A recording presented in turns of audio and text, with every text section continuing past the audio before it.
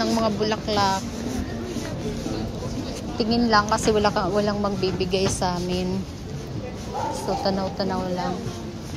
Kaya namang humawak. So, bardan. Ate, ang ganda ng rosas. Sana may makaano ba? May isang kumpul. Ito ko rin. Hindi rin para basta-basta ng bulaklak, no? Wala, ang mahal pala yun, ate. Kote,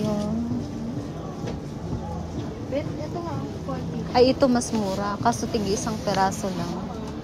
Ayan. Pag isang peraso, 5. Ito, yan. Isang piraso. Oo, 5. Ito, 3.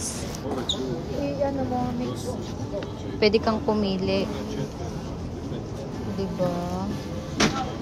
Masarap sanang hawakan tapos picturean. Ayan.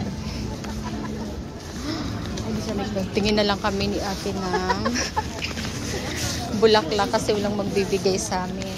Yan lang. O at least nakita namin lahat.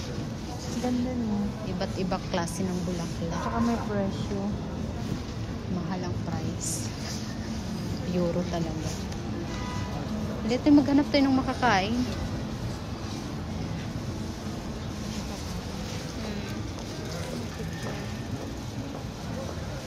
Ito din, ang maganda rin ito. Si ate, busy-busy. Kala mo may pagbibigyan.